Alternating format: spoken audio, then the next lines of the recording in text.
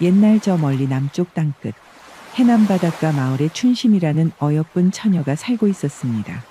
춘심이는 거친 바다와 싸우는 어부인 아버지 진수, 그리고 장터 국밥집에서 일하는 어머니 춘자와 함께 넉넉하지는 않아도 서로를 아끼는 마음만은 가득한 작은 초가집에서 오순도순 살아가고 있었지요. 아버지, 이번에도 거험한 백길 조심하시고 무엇보다도 몸 상태 봐가면서 일하셔요. 아이고, 우리 딸이 또 이렇게 걱정을 해주니 내 이번에도 무사히 다녀올 수 있을 것 같구만. 그나저나 춘심아, 내 이번에 만선을 해서 돌아오면 인자 우리 춘심이 시집갈 곳도 찬찬히 알아봐야 쓰겄구먼. 네? 뭐시라고요? 아버지, 또 무슨 그런 말씀을 다. 언제까지 이렇게 다 큰 처녀를 집에만 둘 수 있겠냐? 안 그래도 내 여기저기 제발 춘심이 니랑 자리 한 번만 만들어 달라는 사람들이 아주 그물로 한가득인디. 그러니까 너도 슬슬 이제 마음의 준비를 해야 하지 않겠냐? 아이고 아버지, 알았으니까 그저 몸 조심히만 돌아오셔요. 춘심이의 아버지 진수는 가까운 바다가 아닌 저 멀리 흑산도까지 나갔습니다. 그렇게 한번 백길에 오르면 나흘 혹은 닷새는 좋게 지나야 집에 돌아왔기에 두 모녀는 진수가 바다에 나가면 항상 마음을 졸이며 집에서 기다리곤 했지요. 그러던 중 어느 날 하루는 점심쯤이면 돌아와야 할 아버지 진수가 좀처럼 돌아오지 않은 일이 있었는데요. 춘심이는 아버지가 좋아하는 된장찌개를 끓여놓고 집 앞을 몇 번이나 서성이며 아버지의 걱정을 하였지요. 일하는 사람들하고 고기를 푸느라 늦어지는가 보구만. 곧 오시겠지. 분명히 오실 거야. 하지만 해가 지도록 아버지의 소식이 없자 춘심이의 마음은 점점 불안해지기 시작하였고 결국 초조함을 이기지 못한 그녀는 아버지를 찾아 직접 포구로 향하기로 하였습니다. 춘심이 포구에 도착하자 마침 그곳에서 그물을 정리하던 춘심이네 이웃 덕삼이가 그녀를 보고 손을 흔들었는데요. 덕삼이 오라버니, 혹시 우리 아버지 배 들어온 것 못 보셨단가요? 네, 분명히 점심 전에는 올 예정이라고 들었는디. 저녁이 다 되어나도 아직 집에 안 오셔서 걱정이 되어나서 왔구만요. 아이고 춘심아, 그것이 다 무슨 소리냐? 진수성님은 아까 대낮에 거 고기를 잔뜩 싣고 만선으로 돌아오셨는데 아직도 집에 안 들어가셨단 말이요? 그런데 가만 보자야. 아까 진수성님이 좀 이상하기는 했구만. 이상했다니? 오라버니, 그것이 무슨 말입니까요? 그것이 말이요. 진수성님네 배가 만선으로 돌아와가지고 분명히 기분이 좋아야 할 성님의 표정이 뭔가 심상치가 않더라 이 말이지. 내아도 심각해놔서 직접 물어보지는 않았다만. 혹시 춘심아, 너그 집에 무슨 일이라도 생긴 것이냐? 아니구만요. 어찌되었든 오라버니, 일단 아버지 배가 도착했다는 것을 알았으니 되었구만요. 일이 끝나면 항상 곧장 집으로 돌아왔던 아버지였기에 무엇인가 이상함을 느낀 춘심이 그녀는 포구에서 집으로 돌아오는 내내 찜찜한 기분을 떼어낼 수가 없었습니다. 낮에 벌써 돌아오셨다고? 그럼 바로 집으로 오시지 않고 도대체 어디를 가신 것이다냐? 그렇게 온갖 생각들을 하며 무거운 발걸음으로 마을에 도착한 춘심이의 흐릿한 시야에 익숙한 그림자 하나가 들어왔으니 그 모습은 어느 집 대문에서 막 빠져나오는 아버지의 모습이었지요. 아이고, 난 또 괜히 걱정했구먼. 아버. 춘심이의 얼굴에 안도의 미소가 번지며 그녀가 막 아버지를 부르려는 순간 그녀의 목소리가 다시 그녀의 목청으로 들어갔으니 그 이유는 바로 어느 한 여인이 문 뒤에서 뒤따라 나와 아버지를 배웅하는 것을 발견하였기 때문이었습니다. 웜에 저 집은? 그리고 저 사람은? 설마? 아니구만. 아니요. 그 집은 어머니가 일하는 국밥집의 주인이었던 덕춘이의 집이었고 그 여인은 바로 덕춘이의 부인인 명옥이었지요. 명옥이 다시 집으로 들어가자 춘심이는 참을 수 없다는 배신감에 차오르는 눈물을 애써 참으며 아버지에게 다가가 따지듯 물었습니다. 아버지, 지금 이것이 다 무엇이랍니까? 우째 아버지가 다른 곳도 아니고 저 집에서, 그리고 우째 명옥이 아주머니랑 같이 나오시냔 말이어요. 춘심아, 그것이 말이다. 그러니까 이것이 아이고, 내 이것을 어떻게 설명을 해야 하냐잉. 아이고, 어떻게 아버지. 다른 사람도 아니고 어머니가 매일같이 일하는 그 국밥집 주인 마누라랑 아버지거 일부러 덕춘이 아재가 일 나간 낮 시간을 노려서 이 집에 갔답니까요? 지금 이 시간에도 땀 흘리며 고생하는 어머니를 두고 어쩜 그러실 수가 있습니까요? 춘심아, 그러니까 그게 말이다. 춘심이의 울음 섞인 목소리에 아버지는 고개를 푹 숙인 채 아무런 대꾸도 하지 못하였고 한참을 망설이던 그는 개미만한 목소리로 겨우 한마디를 내뱉었으니 미안하다. 그 한마디는 날카로운 비수가 되어 춘심이의 가슴 가장 깊은 곳을 후벼 팠습니다. 세상 누구보다 믿었던 아버지의 그 말에 춘심이의 마음이 통째로 무너져 내리고 말았지요. 그날 밤 고된 하루 일을 마친 어머니 춘자가 피곤한 기색으로 집에 들어섰습니다. 춘심아, 일찍 와 있었구나. 저녁은 웜해. 아이고 춘심아 이게 무슨 일이냐? 네 어디 아프기라도 한 것이오? 집으로 돌아온 어머니는 딸 춘심이가 눈물범벅이 되어 있는 것을 보고 깜짝 놀라 달려왔고 어머니의 애타는 질문에도 한참을 울기만 하던 춘심이는 이내 눈물 젖은 목소리로 겨우 입을 열었습니다. 아이고 어머니. 그러니께 아버지가요. 그래 아버지한테 무슨 일이 있었다냐 춘심아. 그 아버지 배가 안 들어오기라도 한 것이오? 그것이 아니라 아버지가 거 덕춘이 아제네 명옥이 아주머니랑 함께 있는 것을 내 두 눈으로 똑똑히 봤구만이요. 어머니, 내 아버지에게 이것이 다 무슨 일이냐고 물어봤지만서도 아버지가 변명도 못하고 그저 미안하다고 안 그럽니까요. 그 순간 어머니의 얼굴에서 핏기가 싹 가시는 것이 보였습니다. 그것이 참말이냐 춘심아. 그 아버지가 진짜로 덕춘이 아제네 집에서 나왔다고? 네가 무엇을 잘못 본 것은 아니고?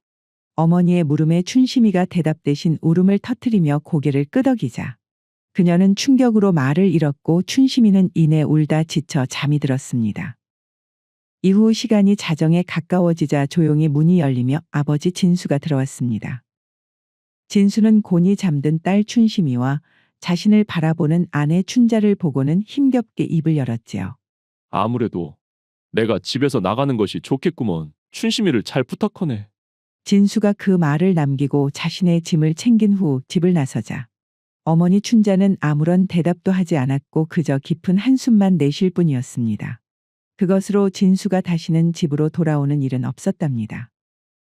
그렇게 아버지가 떠난 후 홀로 딸 춘심이를 지켜야 했던 어머니는 슬퍼할 겨를도 없이 억척스러워져야만 했습니다. 그녀는 동이 트기 전에 국밥집으로 향했고 이전보다도 훨씬 늦은 밤이 되어서야 지친 몸으로 집으로 돌아오곤 했지요. 어머니, 매일매일 이 시간까지 일을 하시다가는 참말로 몸 상하겠습니다. 하이고, 우리 속 깊은 딸이 언제 일이 컸는가 모르겠구만. 이제는 이렇게 애미 걱정까지 다 해주는 것을 보니 말이오. 내일부터는 저도 밭일이든 삭바느질이든 하며 살림에 좀 보탤 테니 제발 혼자서 다 짊어지려고 하지 마셔요, 어머니. 아내 얼른 너를 시집 보내야 하는데 이 애미가 어찌 가만히 손을 놓고 있을 수가 있겠느냐. 내가 네 아버지 몫까지 다 해낼 테니께. 너는 절대로 일할 생각이랑은 맘에도 품지 말거라 알겠냐, 춘심아. 알겠습니다요, 어머니. 그래도 꼭 무리는 하지 않겠다고 약조 하나만 해주셔요. 아, 세상에 어머니마저 없으면 저는 참말로 어찌 살라고요. 딸의 약속을 받은 어머니는 희미하게 웃어 보였지만 촛불이 제 몸을 태워 주위를 밝히듯 어머니의 몸도 그렇게 조금씩 무리가 가고 있었지요. 그렇게 아버지가 집에서 떠난 뒤 1년이라는 세월이 채 지나기도 전에 결국 춘심이의 어머니는 그만 과로로 쓰러져 자리에 눕게 되었고 어머니 제발 이것 좀 드셔보셔요. 제가 죽을 써왔는데 약이라도 드시려면 속이 든든해야지요. 어머니 이것만 드시면 금방 툭툭 털고 일어나실 거예요. 춘심이의 정성스런 간호에도 불구하고 야속하게도 어머니의 병세는 날이 갈수록 깊어만 갔습니다. 그렇게 어머니가 자리에 누운 지 한 달이 채 되지 않던 어느 새벽 우리 춘심이 참말로 미안하다, 춘심아. 내 혼자 너를 두고 어찌 눈을 감을꼬. 그것이 어머니의 마지막 말이었습니다. 어머니가 그렇게 세상을 떠나자 춘심이의 마음속에서는 어머니를 잃은 슬픔과 동시에 이 모든 것을 자초한 아버지에 대한 분노가 휩싸이기 시작하였지요. 아무리 마음이 떴다고 하기로써니 세상에 어찌 아버지란 사람이 어머니가 병들어 돌아가시는데 얼굴 한번 비추지를 않는다냐. 거 사랑이라는 것이 참말로 부질 없는 것이구만. 내 앞으로는 다시는 아버지라는 사람도 이 세상 모든 사내들에게도 정을 주지도 마음을 기대지도 않을 것이구만. 이후 어머니를 땅에 묻고 며칠간을 슬픔 속에서 보낸 춘심이는 산 사람은 계속 삶을 살아가야 한다는 생각에 아픈 기억이 가득한 고향을 떠나기로 결심을 하였습니다. 어머니, 저는 더 이상 이제 여기에서 못 살겠구만이요. 우리 집에 있어도 그렇고 저 바다를 봐도 다 너무 아프기만 해서 그래서 이 마을을 떠나 다른 곳으로 가렵니다. 부디 그곳에서는 너무 아프지 말고 건강하게 잘 지내고 계셔요. 어머니의 무덤에 마지막 인사를 올린 그녀는 작은 보따리 하나만을 둘러맨 채 정든 해남 땅을 떠나 산 너머 강진으로 향했지요. 그리고 춘심이는 강진에 도착하자마자 그 마을에서 가장 큰 부자로 소문난 홍배대감댁을 찾아가 일을 얻기 위해 용기를 내어 문을 두드렸습니다. 무엇이라? 우리 집에서 일을 해보겠다고? 하이고 몸을 딱 보니 뼈가 굵은 아이는 아닌 듯한데 우리 집 험한 일을 감당할 수 있겠느냐? 우리 집은 거 품삯이 많은 대신에 일이 힘들어 웬만한 남자들도 그만두고 나가기 일수인데 말이요. 예, 대감나리. 거 밥만 먹여주시고 잠잘것만 주신다면 시키시는 일 가리지 않고 죽을 힘을 다해 한번 해보겠습니다. 허허, 그래 그 대답 한번 똑 부러지는구나. 좋다 내 너 원대로 먹여주고 재워줄 터이니 오늘부터 당장 일을 시작해 보도록 하거라. 그날부터 춘심이는 홍배대감내 여종이 되어 슬픔을 잊으려는 듯 온갖 굳은 일을 마다하지 않았습니다. 그렇게 집안의 허드렛 일을 도맡아 하던 그녀가 일을 시작한 지 한 달쯤 되었을 무렵에는 일손을 도우러 밭으로 나가기도 하였지요. 오메. 세상에 홍배대감내 여종 중에 저라고 고운 처자가 있었다냐? 그나저나 저리도 고운 얼굴에 어찌 저리 깊은 시름이 담겨 있을까? 하이고 또 저 가녀린 몸으로 힘든 밭일을 하면서도 묵묵히 버텨내는구만. 그곳에서 홍배대감내 소장농 봉섭이는 어딘지 모르게 슬픈 그늘을 간직한 채 묵묵히 땀 흘리는 춘심이를 보고는 첫눈에 마음을 빼앗기고 말았습니다. 이후에도 그녀에게서 눈을 떼지 못하고 곁을 맴돌던 그는 춘심이 뙤약볕에 잠시 비틀거리자 지체 없이 시원한 물을 들고 다가가서는 오메 이거 큰일 나겠구만. 물 좀 마셔가면서 하시지요. 아니, 괜찮습니다. 사내의 갑작스러운 친절에 춘심이는 경계심을 늦추지 않고 퉁명스럽게 대답했지요. 내 가만히 일을 하는 것을 보니 그 밭일은 처음이신 것 같은데 상태를 보니 일을 계속하다가는 큰일 나겠습니다. 저쪽 나무 그늘에 가서 잠시 쉬는 것이 좋겠구만요. 아니구만요. 제가 해야 하는 일이니 쓰러지는 한이 있더라도 제가 해야 하지 않겠습니까? 그 내가 마음이 불편해서 그러구만요 내가. 춘심이는 일부러 차갑게 대답했지만 봉섭이는 이후로도 묵묵히 춘심이의 곁을 맴돌며 그녀가 힘들어할 때마다 남몰래 굳은 일을 대신해주곤 했습니다. 그리고 또 어느 날 일을 마치고 돌아가는 춘심이를 봉섭이가 조심스럽게 불러 세우고는 춘심씨야. 춘심씨 잠깐만 있어 보시구려. 웜에 봉섭씨 아니십니까? 거 봉섭씨 일은 진작에 끝난 걸로 아는디 아직도 안 돌아가시고 여기서 뭐 하십니까요? 춘심이의 물음에 봉섭이는 어색하게 웃으며 따끈한 김이 오르는 찐감자 2알을 건넸습니다.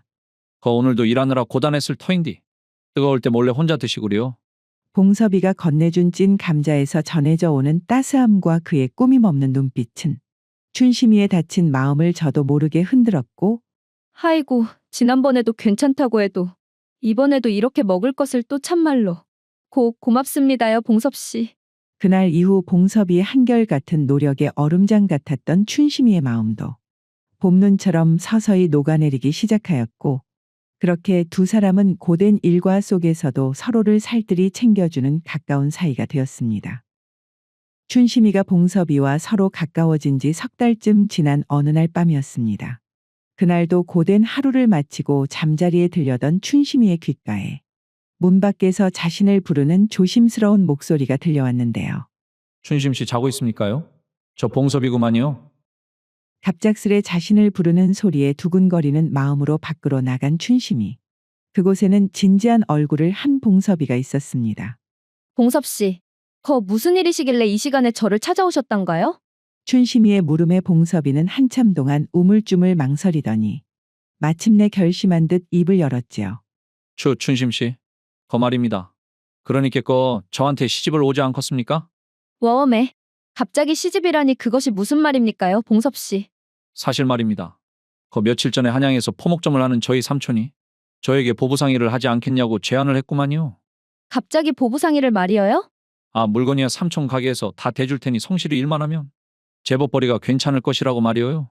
그런데 암만 생각해도 내 춘심씨를 두고 한양에 혼자 갈 수가 있겠습니까? 그러니까 춘심씨 저랑 한양에 같이 가서 거 새롭게 한번 시작을 해보는 것은 어떻겠습니까요?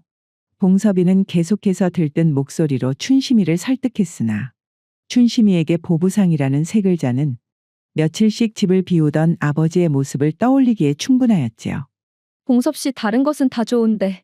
그런데 집을 오랫동안 비우고 여기저기 떠돌며 일을 하는 사내를 저는 남편으로 받아들일 자신이 없구만요.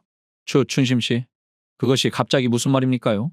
봉섭 씨, 그 한양에 꼭 가야만 하는 겁니까요? 여기서 그냥 저랑 함께 소박하게 밭이나 일구고 살아도 저는 그것으로도 충분히 행복할 수 있을 것 같은데 말이어요. 봉섭이는 춘심이의 뜻밖의 대답에 크게 낙담하였습니다. 그는 춘심이를 사랑하기는 하였으나 평생에 다시 없을지도 모를 이번 기회 역시 놓치고 싶지 않았지요. 내 춘심 씨 마음은 잘 알았구만요. 그런디 암만 생각해도 나 역시 이 기회를 놓칠 수가 없으니 이렇게 하십시다. 제가 모래동이 틀 무렵의 마을 어기 큰 나무 아래서 기다리겠습니다. 만약에 춘심 씨가 저와 함께 하고 싶으시다면 꼭 그곳으로 나와주셨으면 하구만요.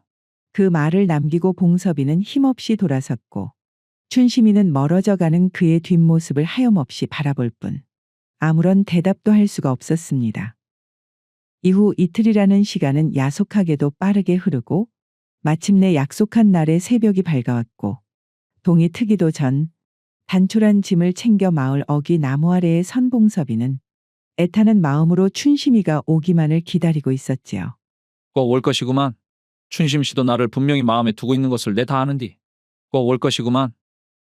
그리고 바로 그 시각 춘심이는 자신의 작은 방 안에서 밤새 잠을 자지도 못한 채 뜬 눈으로 해가 떠오르는 것을 지켜보고 있었으니 봉섭 씨, 지금쯤이면 이미 나와서 나를 기다리고 있을 터인디. 아니요, 안 되구만 안 돼.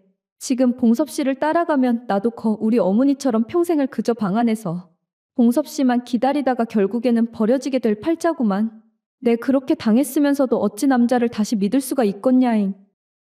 시간은 무심하게 흘러 날이 완전히 밝도록 춘심이가 나타나지 않자 봉섭이는 마지막으로 그녀가 올 길을 돌아본 뒤 아쉬움을 안고 한양으로 떠났습니다.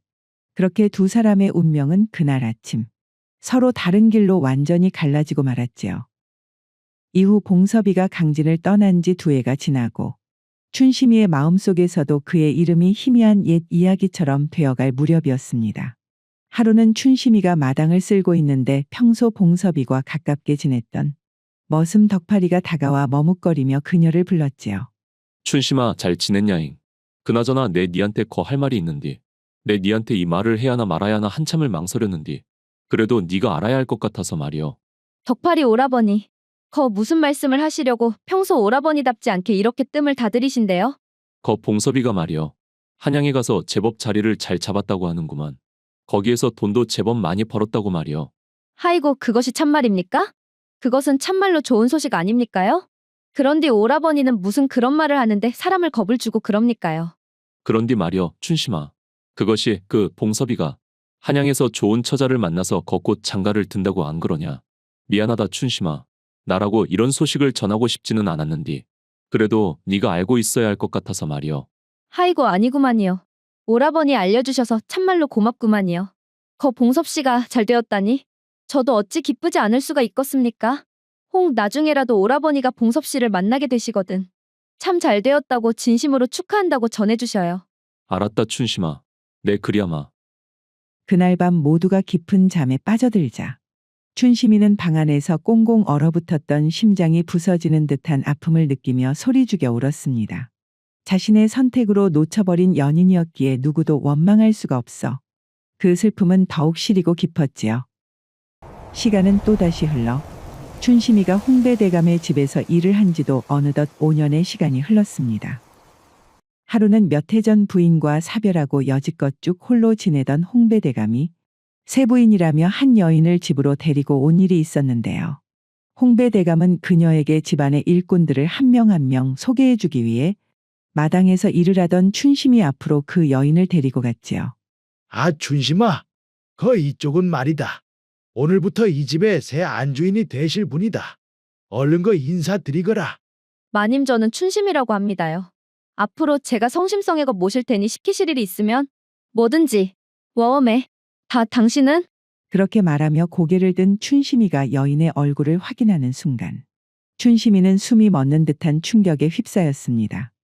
그녀는 바로 자신의 온 인생을 망가뜨린 원흉이었던 명옥이었기 때문이었지요. 아이고 이것이 누구냐? 너 춘심이 아니냐? 너 해남에서 살던 춘심이 맞지? 너가 마을을 떠난 후로 네 소식을 한 번도 들은 적이 없었는데 춘심아 도대체 이것이 얼마만이냐? 뭐시라고요? 어쩜 이렇게 뻔뻔하게도 그렇게 태연히 말을 하십니까? 참말로 세상에 악연이라는 것이 존재하기는 하구만요. 해남에서 우리 집안을 풍비박산 낸 것도 모자라. 이제는 이 강진으로 와서 제 숨통까지 끊어놓으실 작정입니까? 춘심이는 원망이 가득 담긴 눈으로 명옥이를 쏘아본 뒤 그대로 몸을 돌려 자신의 방으로 들어가 버렸고 마당의 분위기는 순식간에 얼음장처럼 차가워졌지요. 저 버르장머리 없는 것을 보았나? 지난 5년 동안 갈곳 없는 것을 거두어 먹여주고 재워줬더니 이제 보니 은혜도 모르는 고약한 것이었구나. 네, 이것을 당장에 내쫓아버려야겠구나. 아이고 서방님 제가 따로 말해볼 테니 이번 일은 저에게 맡겨주시고 서방님은 화 푸셔요. 그려. 자네가 뭐 그렇게 말한다면야, 에휴. 그날 밤 홍배대감의 노여움을 쫓겨날 것을 걱정하던 춘심이는 캄캄한 방 안에서 앞날을 고민하고 있었습니다. 밤이 얼마나 깊어갔을까. 예고도 없이 갑자기 방문이 열리더니 뜻밖에도 새 안주인인 명옥이 작은 술상을 들고 들어왔지요. 이 밤중에 마님께서 저 같은 처원한 종의 방에는 어인행차이십니까? 이제 곧 쫓겨날 몸이니 마지막으로 제 비참한 꼴을 구경이라도 하러 오셨답니까요? 하지만 명옥이는 그런 춘심이의 가시 돋친 말에도 전혀 동요하지 않고 말없이 방으로 들어와 춘심이의 앞에 술상을 내려놓으며 서로의 잔을 채웠지요. 대감께는 내가 잘 말씀드려 놓았다 춘심아. 그러니 거 쫓겨날 걱정은 하지 말고 얼른 이 술잔부터 바꿔라. 제가 다른 사람도 아니고 왜거 마님하고 술을 마셔야 한단가요? 춘심아, 너가 나를 대하는 태도를 찬찬히 봐보니 말이여. 내 아무래도 너가 무언가 단단히 착각을 하고 있는 것 같다는 생각이 드는구나. 착각이라니 그것은 또 무슨 말이래요? 우리 사이에 무슨 착각을 할 것이 어디 있다고? 명옥은 춘심이의 눈을 똑바로 바라보며 마치 아주 먼 옛날 이야기를 들려주듯 조용히 입을 열기 시작했습니다. 그러니께 이것이 해남에서 진수 오라버니가 찾아왔었던 바로 그날의 일이구만. 네가 본 그대로 그날 네 아버지가 대낮에 우리 집을 찾아온 것은 사실이었는데 말이여. 시간은 진수가 명옥이의 집으로 간 그날로 거슬러 올라가 예고도 없이 명옥이의 집으로 들어선 진수는 명옥이를 보자마자 그녀의 앞에서 무릎을 꿇었습니다. 재수 씨, 제가 입이 10개라도 할 말이 없구만요. 아이고 진수 오라버니. 도대체 뭔 일 때문에 갑자기 무릎을 다 꿇으십니까? 얼른 일어나시라니까요. 너무나도 뜻밖의 행동에 명옥이 당황하여 그를 일으키려 하자 진수는 고개도 들지 못한 채 떨리는 목소리로 물었지요. 재수 씨, 혹시 덕춘이 말입니다. 웜의 오라버니 우리 서방님이 왜요? 오라버니랑 서로 다투기라도 하셨단가요? 그것이 아니라 알고 보니 덕춘이가 우리 집사람하고 오래전부터 서로 정을 통하던 사이던데 재수 씨는 알고 있었습니까? 그 말에 명옥이는 하늘이 무너지는 듯한 충격을 받았습니다. 뭐시라고요? 서방님이 오래전부터 잠자리에서 나를 멀리했기에 혹시 다른 여자가 생겼나라고 생각은 했지만 그 상대가 춘자 언니일 줄은 몰랐었구만요. 재수 씨, 이 모든 게 다 내 탓이구만요. 내가 배운 게 도둑질이라고 그물질 말고는 할 줄 아는 게 없어. 처자식 곁을 오래 비워둔 제 잘못 아니겠습니까? 괜히 나 때문에 재수 씨한테까지 이렇게 큰 죄를 짓게 되었습니다. 아이고 그것이 어떻게 진수 오라버니만의 잘못이라고 할 수 있겠습니까? 손뼉도 마주쳐야 소리가 나는 것이지. 그런디 이것이 참말로 염치 없는 부탁인 줄은 알겠는디. 재수 씨, 우리 춘심이는 아치 어미를 하늘처럼 여기는 아이구만요.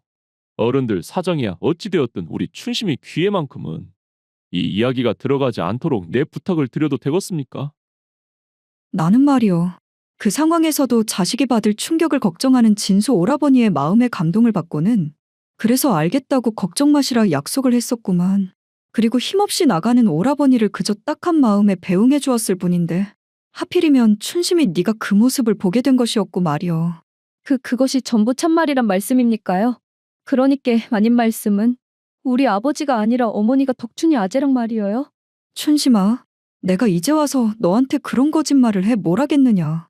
우리 서방도 내가 아니라 거 춘자 언니를 진심으로 사랑했었는지 너희 어머니가 돌아가시고 한 해도 못 가서 시름시름 앓더니만 금세 세상을 떠나버렸고 말이여. 참말로 그놈의 사랑이 다 뭔지. 웜에 그 말이 사실이라면. 아이고 아버지 웜에.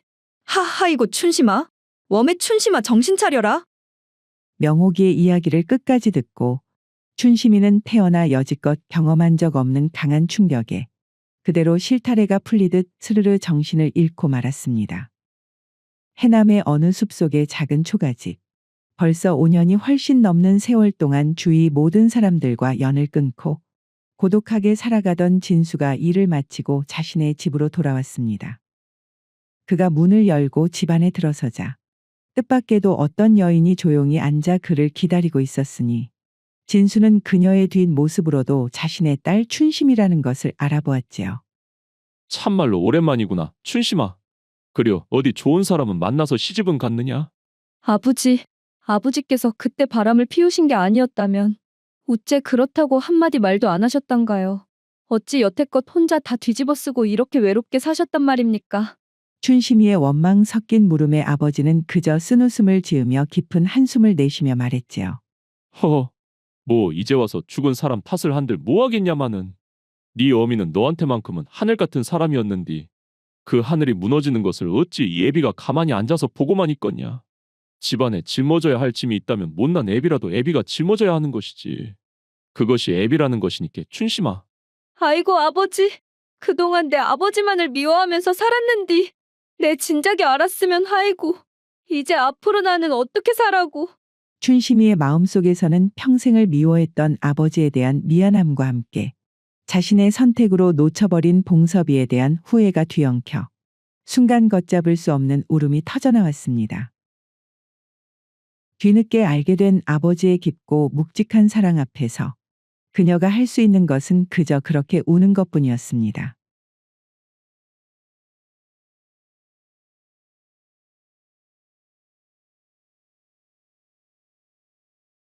춥디 추운 겨울이 지나고 다시 봄이 찾아와 매화가 먼저 피고 진 후 한참이 지나 마을에서 가장 유명한 흥섭인의 집 마당에 있는 수양 벚나무에 꽃이 피니 마을 사람들이 하나둘 꽃 구경을 하기 위해 모여들기 시작했습니다.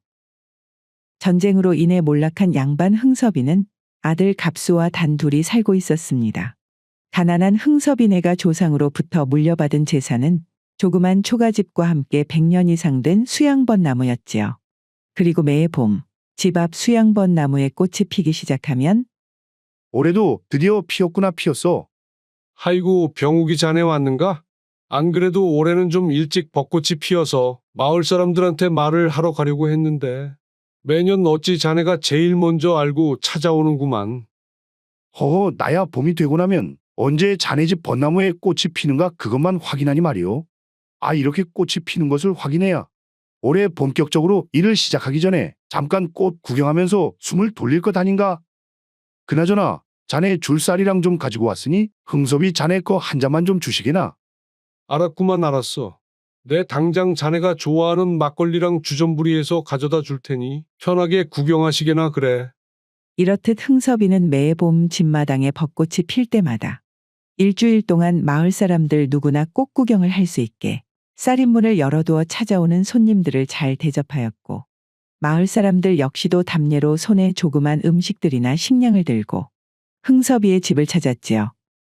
그리고는 벚꽃이 지면 마을 서당에서 훈장을 맡았던 흥섭이는 서당에서 마을 아이들을 가르치느라 바빠지기 시작했고 일이 끝나고 저녁이 되면 아들 갑수의 글 공부와 교육에 많은 시간을 들였습니다. 우리 갑수가 아주 어려서부터 글 공부에 참말로 열심이구먼. 그래 우리 아들은 나중에 커서 어떤 사람이 되고 싶은 것이냐?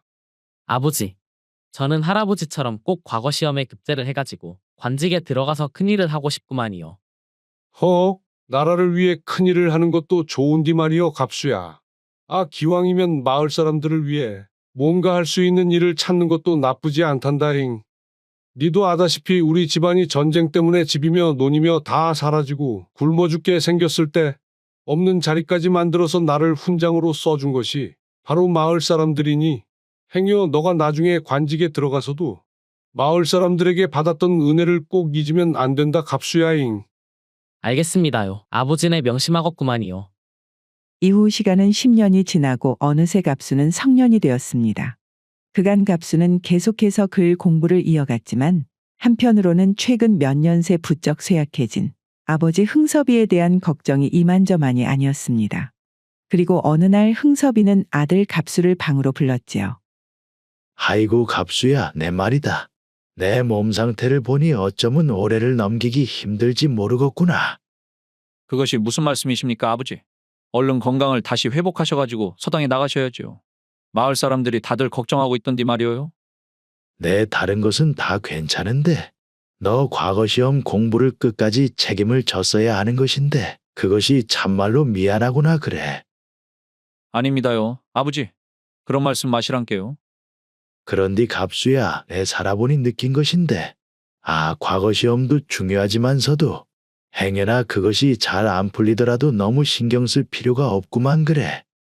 돌이켜보니 인생에서 가장 좋았던 것은 부자로 살았을 때보다 전쟁으로 집안이 폭삭망해 가난하게 살며 힘들더라도 그 속에서 너를 가지게 된 것과 매해 봄마다 벚꽃을 보기 위해 찾아오는 사람들을 잘 대접해서 마을 사람들에게 인심을 얻었다는 것이야. 그러니 갑수야, 내 니한테 부탁 하나만 하자꾸나. 네, 아버지. 무엇이든지 말씀하셔요. 행여 내가 떠나더라도 우리 집안 대대로 이어져온 저 나무를 잘 보존해 매년 봄꽃이 피면 찾아오는 마을 사람들을 잘 맞이해 주기를 바란다. 인생은 말이요, 남 위에 서는 것보다 같이 더불어 사는 것에 더 큰 의미가 있는 것 같아. 알겠습니다요, 아버지. 제가 아버지 못지않게 저 나무를 잘 관리할 테니 아버지도 얼른 기운을 차리셔야 하구만요. 흥섭이는 기운을 차리라는 아들 갑수의 바람에도 불구하고 갑수에게 집마당에 수양번 나무를 잘 보존해달라는 유언을 남기고는 그 해를 넘기지 못한 채 세상을 떠나게 되었습니다. 이후 겨울이 가고 다시 봄이 찾아와 벚나무에 꽃이 피자 갑수는 아버지 흥섭의 유언대로 꽃을 구경하기 위해 집을 찾아온 마을 손님들을 맞이했습니다. 갑수의 사정을 잘 아는 마을 사람들은 각자 손에 이런저런 곡식이나 생필품 등을 꽃구경 값으로 가지고 왔지요. 갑수 자네 말이오. 내 자네 아버지께서 세상을 떠난 지 얼마 안 된 상황에서 이런 말을 하는 것 좀 그렇지만서도 자네가 아버지를 이어 우리 마을 서당 훈장을 이어가는 것은 어떻겠나? 병욱이 어르신, 제가 서당 훈장을 말이오요. 그래. 물론 마을 사람들 모두 자네가 어렸을 적부터 오랫동안 과거 시험 공부 준비했다는 것을 모르는 사람이 없기는 한디 거 현실적으로 말일세. 자네 부친이 이렇게 세상을 떠버린 마당에 얼마 없는 재산에 계속해서 과거 공부만 붙잡고 살 수는 없는 노릇아닌가? 아이고, 어르신 신경 써주셔서 참말로 감사합니다요. 저한테 조금만 시간을 주시면 제가 답을 드리겠습니다. 훈장일을 하면서 과거 공부까지 하기에는 거의 불가능에 가깝겠지만서도 사람이 먹고는 살아야 하는 것 아니겠는가? 거의 여태까지 계속 과거 공부를 한 자네가 말이오. 쉽게 결정할 수 있는 문제가 아니라는 것을 다들 잘 알고 있으니께 한번 시간을 들여서 생각을 해보시게나. 갑수는 몰락하기는 했어도 양반 신분이라 태어나 여지껏 평생 손에 흙 한 번 묻혀본 적이 없었기에 사실 아버지 흥섭이 돌아가신 이후 먹고 살 길이 가장 큰 걱정이기는 했습니다. 그래요. 잘 생각해보면 평생 농사일을 한번 해본 적 없는 내가 이 마을에서 무슨 일을 하면서 살 수 있을 것이냐이. 과거 시험의 꿈이야 포기해야 할지도 모르는 것이지만서도 사람이 살아있어야 꿈도 꿀 수 있는 법이지. 어쩌면 이 길이 내가 마을에서 살 수 있는 유일한 길일지도 모르겠구만. 결국 갑수는 장고 끝에 마을 어르신들의 제안을 받아들이고 훈장이 되는 길을 택했지요. 어느 가을날 조용했던 마을에 작은 소동이 벌어졌습니다. 은숙이라는 한 젊은 여인이 아버지와 함께 마을에 이사를 오게 된 것이었지요. 워낙에 작은 마을에다 평소에는 사람들의 왕래가 많이 없는 곳이었기에 은숙이네가 마을에서 제법 큰 기와집에 자리를 잡고 한동안 외출을 하지 않자 그것을 수상하게 여긴 마을 사람들 사이에 이런저런 말이 돌기 시작했는데요. 서욱이 언니, 이야기 들었는가? 얼마 전에 우리 마을에 이사 온 거 처자 있자녀? 마을 윗목에 그 큼지막한 기와집에 들어온 그 부녀 말하는 것이지?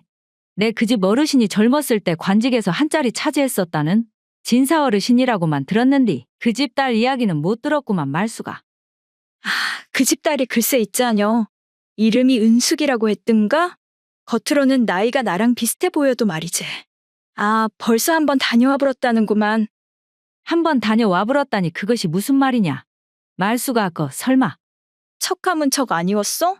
그 은숙이라는 처자가 글쎄 명망 있는 양반 가문에 시집을 갔었는디. 남편이 두 해도 못 넘기고 세상을 떠나버렸다고 했다는구만. 그리고 과부가 된 이후에는 시댁 부모들이 아들 잡아먹은 여자라고 하도 죄인 취급을 하는 통에 거친정 아버지가 딸을 처가해서 빼왔어. 아무도 모르는 우리 마을까지 왔다고 안 그런가? 하이고 저 은숙이라는 여자도 인생이 참말로 박복하고만 그래. 혹시라도 길에서 마주치면 좀 살갑게 대해야 쓰겄다. 그나저나 말숙이 니는 도대체 어떻게 이런 이야기를 항상 제일 먼저 알고 있는 것이냐잉. 우리 마을에서 어디나 안 거치고 생기는 소문이 있겠는가? 이것이 다 수가 있는 것이지. 그것도 참말로 능력은 능력이구만. 그리고 그 은숙이에 대한 소문은 마을 안에서 퍼지고 퍼져 갑수의 귀에까지 들어가게 되었는데요. 어느 날 갑수는 같은 마을에서 살고 있는 친구 진수와 주막에서 술을 마시는 일이 있었습니다. 진수는 갑수의 중마고우로서 벌써 몇 년째 이 마을 저 마을을 다니며 보부상 일을 하고 있는 청년이었지요. 갑수 자네 말이오. 얼마 전 우리 마을에 이사 왔다는 과부를 본 적이 있는가? 아, 그 은숙 씨인가 뭔가 하는 그분 말하는 것이지? 내 마을 안악들이 말하는 것을 어찌어찌 귀동냥으로 듣기는 했는디 아직 한 번도 길에서 마주친 적은 없구만 그래. 내가 말일세. 얼마 전에 그 집에서 물건을 좀 구해달라는 부탁을 받아 그 집을 가서 은숙 씨를 한번 본 적이 있구만 그래. 내 분명 과부라는 소리를 듣기는 했는디 딱 봐도 나이도 우리랑 비슷해 보이고 무엇보다도 외모가 봄 꽃같이 화사한 것이 이 근방에서는 보기 드문 미녀가 이사를 왔더라고. 오, 오메 그 말이 참말인가? 내 별 생각 없었는디 이곳저곳 다니며 사람을 많이 만난 자네가 그리 말을 하니 궁금해지는구만. 근데 그 은숙 씨가 뭐가 필요해서 자네한테 다 부탁을 했단가? 웬만한 물건이면 장날에 구할 수 있을 텐디 말이오. 은숙 씨가 나한테 사권자용 붓을 좀 좋은 놈으로 구해달라고 간곡히 부탁을 하더라고. 참말로 인물은 인물인 것이 부자에다가 빼어난 외모에 고상한 취미까지 어떤가 갑수 자네 관심이 가는가? 아이고, 암만 과부라고 해도 그런 부잣집 여인을 내 주제에 감히 어떻게 넘보겠는가? 그리고 아직 나는 얼굴도 마주친 적이 없는 그런 사람을 말이오. 그러면 말일세. 내가 마음에 먼저 그 여인을 담아두었으니 말이오. 갑수 자네 나중에 딴소리하기 없긴 해. 이후 시간에 따라 마을에서는 진수를 시작으로 과부 은숙이 장옷을 쓰고 이른 아침에 마을을 거니는 모습을 봤다는 사람이 하나둘 늘어가기 시작했습니다. 그리고 시간은 다시 해가 바뀌고 봄이 찾아와 갑수의 집 마당의 수양벚나무에는 다시 꽃이 피기 시작하니 갑수는 마을 사람들을 위해 쌀인문을 개방했지요. 아이고 우리 갑수 은장님. 네, 올해도 이렇게 무사히 겨울을 넘기고 또 꽃을 보러 왔구먼.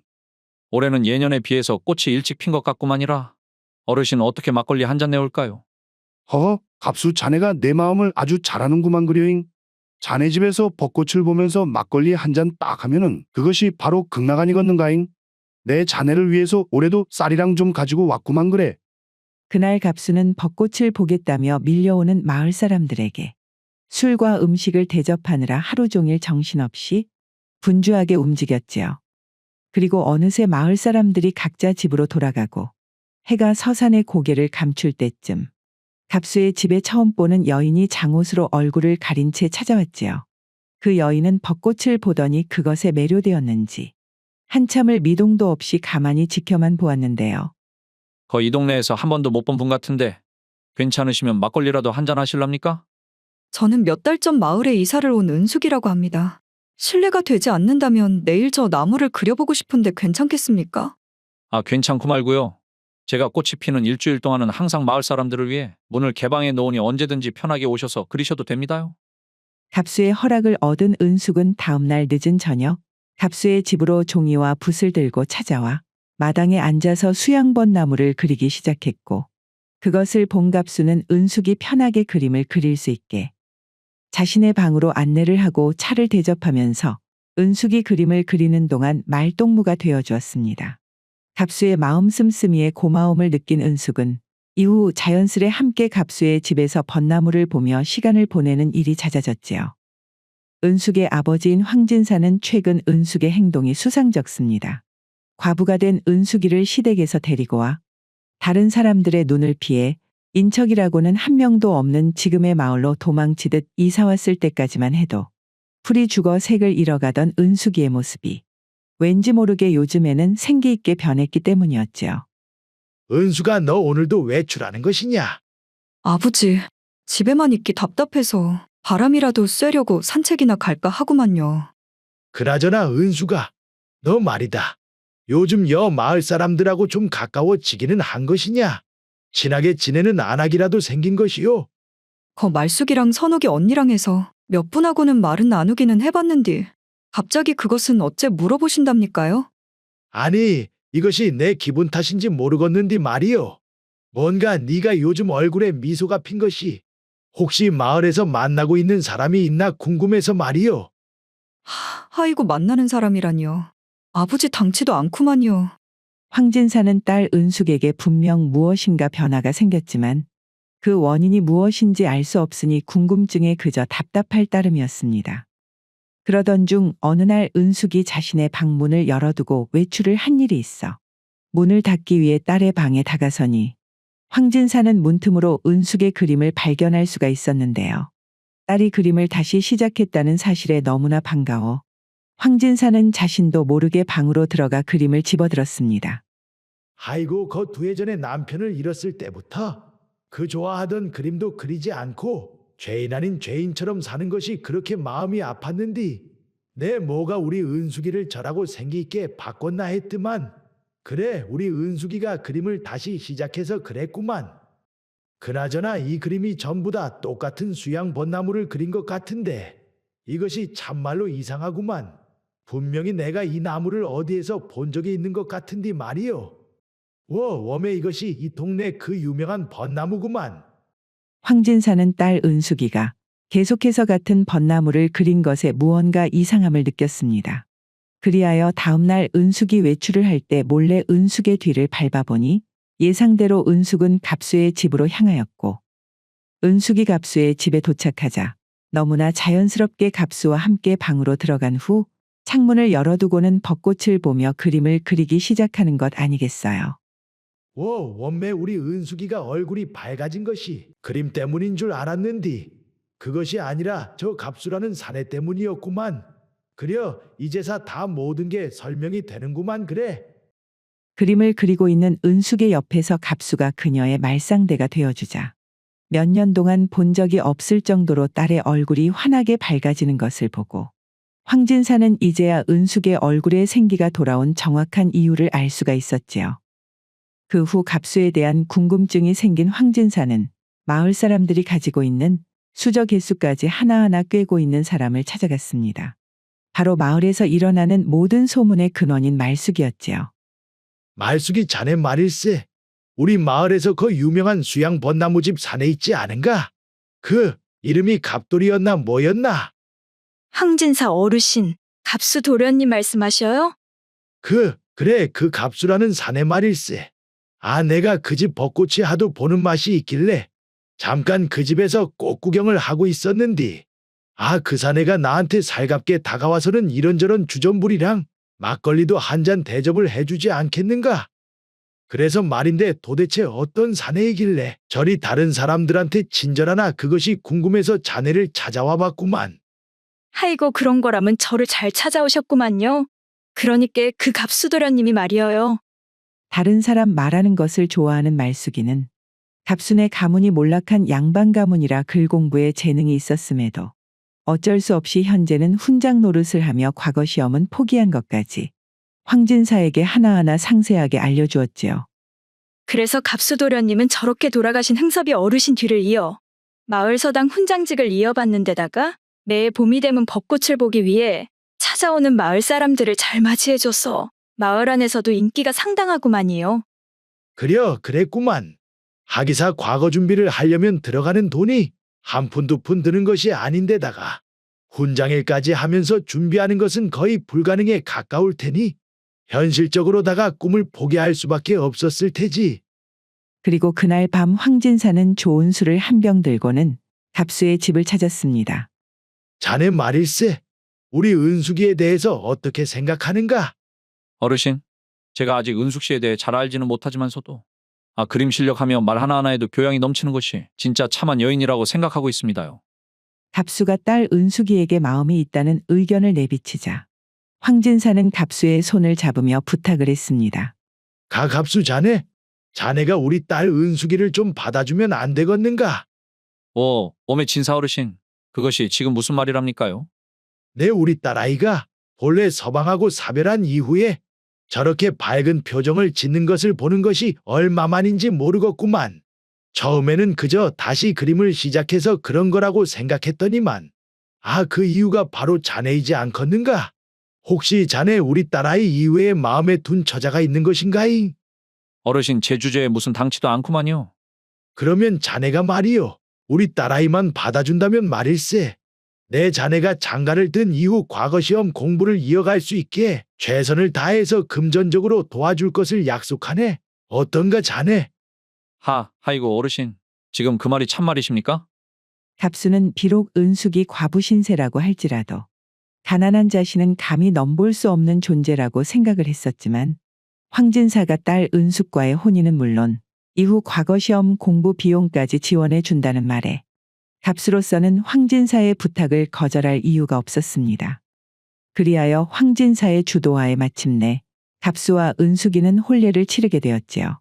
갑수는 부인 은숙이와 꿈 같은 첫날 밤을 지내고 다음 날 아침 황진사에게 문안 인사를 드리게 되었는데요.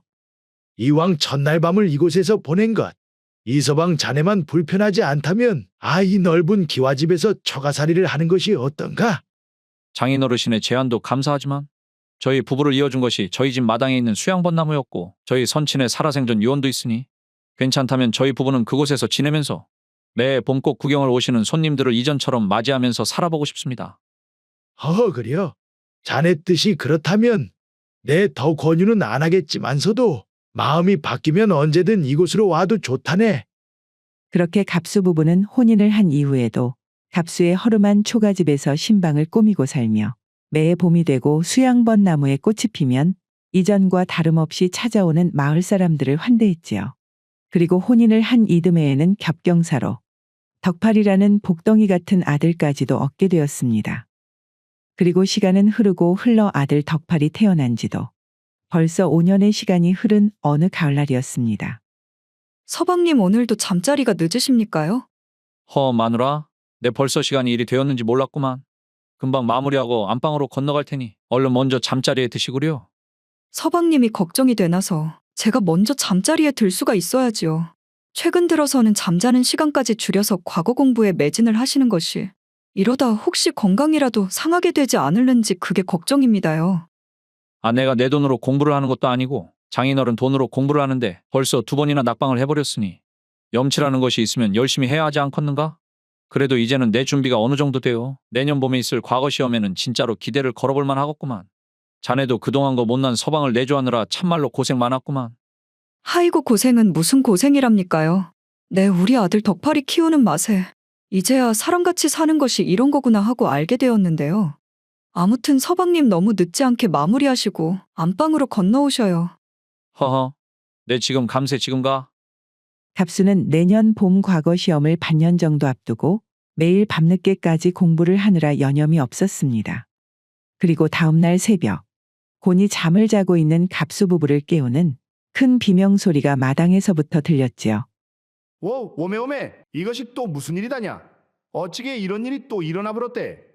새벽부터 무슨 난리인가 싶어 갑수는 눈을 비비면서 마당으로 나가보니 이것이 웬일입니까? 집 앞 수양벚나무에 봄에 피어야 할 벚꽃이 가을인데도 불구하고 피어있지 않겠습니까? 오메, 이것이 참말로 어찌게 되려고 또 이 시기에 꽃이 피었다냐? 어르신, 이것이 도대체 무슨 일이랍니까? 때 아닌 가을에 벚꽃이 피다니 이런 것은 들어본 적도 없었는디 말이에요. 그나저나 어르신께서는 그저 꽃이 이상한 시기에 핀 것뿐인디 어째서 귀신이라도 본 것 마냥 놀라십니까요? 갑수 자네, 흥섭이가 자네한테 가을에 피는 벚꽃에 대해 말 안 해주던가? 그것이 무슨 말씀이십니까, 어르신? 갑수 자네도 아다시피 자네 집이 원래는 우리 마을에서는 제일 부자였는디 말일세. 한 40여 년 전쯤 가을에 지금처럼 느닷없이 저 벚나무에서 꽃이 피더니 그 이듬해 봄에는 아예 꽃이 피지 않은 것이 아닌가? 마을 사람들이 한참 이상한 일이 다 있구나라고 생각할 때쯤 여름이 채 오기도 전에 말이오. 큰 전쟁이 터져버렸지 뭔가. 그 전쟁 난리통에 그 부자였던 자네 집과 재산은 전부 날아갔는디. 아, 저 벚나무만이 멀쩡했기에. 그 뒤부터 마을 사람들이 저 나무가 말이오. 바로 전쟁도 이겨낸 나무라고 하면서 영험한 힘이 있다 생각해 매해 봄마다 꽃을 보러 찾아왔던 거구먼. 뭐시라고요? 어르신 그것이 참말입니까? 그런디 그런 이야기를 어째서 저는 여태까지 들어보지도 못한 거랍니까요? 아, 그때 말이오. 전쟁이 얼마나 길고 참혹했던지. 마을 사람들은 40여 년이 지난 지금도 상상만으로도 치가 떨려서 입 밖으로 이야기를 꺼내는 것조차 금기시 되지 않았겠는가잉. 그리고 그 중에 가장 큰 피해를 본 것이 바로 자네 집안이었으니 자네 선친 흥섭이가 괜히 자네를 불안하게 만들고 싶지 않아서 그 말을 아꼈나 보구마잉. 오메. 제가 당장에 내년에 과거 시험을 볼 참이었는디. 모쪼록 아무 일 없이 그저 우연히 핀 것이었으면 좋겠구만요, 어르신. 생전 처음 마을 어르신에게 가을에 피는 벚꽃에 대해 들은 갑수는 갑자기 불안한 마음에 휩싸이게 되었습니다. 그리고 그런 불길한 예감은 어긋나는 법이 없듯이 가을 벚꽃이 지고 겨울이 찾아오자 우려했던 일이 벌어졌는데요. 바로 청나라에서 전쟁을 일으켜 군대를 조선으로 보낸 것이었지요. 그리고 전쟁의 상황이 워낙에 급박하게 돌아갔기에 마을 관아에서는 원님이 마을의 젊은 남자들을 전부 징집해 한양으로 보내겠다고 공표를 했습니다. 그리고 그날 밤 갑수는 은숙이와 어쩌면 인생의 마지막 밤이 될지 모르는 시간을 보냈지요. 마누라고 인자부터는 말일세. 참말로 마음 굳세게 먹어야 하는구만. 이제 이 집의 주인은 바로 자네니까 말이오. 내 무엇보다도 우리 아들 덕팔이랑 그리고 가능하면 우리 조상 때부터 내려온 벚나무를 잘 부탁하겠네. 알겠구만요, 서방님. 서방님께서는 다른 생각 마시고 일단 어떻게든 몸성이 돌아오실 그런 생각을 하시라니까요. 그것이 말일세. 내 자네한테 이런 말을 하는 것은 면목 없는디 말이네. 혹시 내가 돌아오지 못하면 아직 어린 우리 덕팔이를 위해서라도 그리고 아직 많이 남아있는 자네 인생을 위해서 좀 괜찮은 사람을 찾았으면 하는구만. 좋은 사람을 만나라는 갑수의 부탁에 은숙이는 아무 대답도 하지 못한 채 그저 눈물로 밤을 지새울 수밖에 없었습니다. 평소였다면 길고 길게 느껴졌던 밤은 그날따라 너무나 짧게 끝나버리고 어느새 다음 날이 찾아오자 마을 사람들은 다 같이 모여 한양으로 떠나는 젊은이들을 눈물로 배웅했지요. 재수씨 너무 걱정하지 마시라니까요. 제가 못 돌아오는 일이 있더라도 갑수는 내 무슨 일이 있더라도 사지 멀쩡하게 무사히 돌려보내라니까. 그렇게 마을 젊은이들은 언제 돌아올지 알지도 못한 채 한양으로 먼 길을 떠나게 되었습니다. 시간은 해를 넘기고 전쟁이 시작된 지 2달 정도 지나자 이번에도 몇 년은 지속될 거라고 생각했었던 전쟁은 생각보다 일찍 끝이 났지만 전장에 징집이 되었던 마을 청년들 중에 누구도 마을로 다시 돌아오는 이는 없었습니다. 그리고 전쟁 후 부유했던 은숙의 삶은 이전과는 많이 달라지게 되었습니다. 아버지 황진사의 재산은 전쟁의 틈을 탄 무리들의 약탈로 인해 전부 빼앗겨 사라져버렸고 이후 갑수의 집으로 들어와 살던 황진사 자신도 병으로 세상을 떠나게 되었지요. 그리하여 은숙은 아들과 집을 지키기 위해 아침부터 밤까지 돈이 벌릴 만한 일은 무엇이든 해야 했는데요. 처음에는 느닷없이 품삯이를 소개해달라고 했어. 평생 해보지도 않은 논밭일을 얼마나 할 수 있을까 걱정을 많이 했었는데 그래도 인자는 제법 일꾼다워졌구마잉. 이것이 말숙이 네가 잘 알려줘서 이렇게 된 것이지. 너 아니었으면 내가 빠른 시간 안에 일이 익숙해질 수가 있었겠냐. 매일같이 사군자를 치던 그녀의 손에는 어느덧 붓 대신 호미가 들려 있게 된 것이었지요. 하지만 그런 와중에도 다시 봄이 찾아와 마당을 지키고 있는 수양벚나무에 꽃이 피고 마을 사람들이 힘든 삶을 잠시나마 잊기 위해 꽃 구경을 오면 은숙이는 흥섭이와 갑수가 그리했던 것처럼 최선을 다해 마을 사람들을 따뜻하게 맞이했습니다. 은숙이 자네가 혼자서 참말로 고생이 많구만 그려. 아이고 어르신 고생이라니요. 마을 사람들이 다 같은 처지인데 그래도 이렇게 또 꽃이 피는 계절이 오니 꽃 구경이라도 하면서 슬픈 것도 잠시나마 쉬어가야 하지 않겠습니까? 그려, 자네 말이 맞구만 그려. 그나저나 올해는 상황이 이렇다 보니 우째 자네 집 벚꽃 풍경이 서글프게만 느껴지는구먼. 그리고 시간은 흘러 전쟁이 일어난 지 3년이 지난 어느 날 새벽 마을에 어떤 낯익은 사내가 모습을 드러냈으니 그는 바로 진수였습니다. 진수가 마을로 돌아오자 마을은 그야말로 난리가 났는데요. 그 중에서도 진수의 귀환을 가장 반기는 것은 다름 아닌 바로 은숙이었지요. 그나저나 전쟁은 진짜 끝이 났어도 돌아온 사람이 한 명도 없었는데 도대체 그동안 어떻게 살아계신 거래요, 참말로. 하이고 말도 마시라니까요, 말숙씨.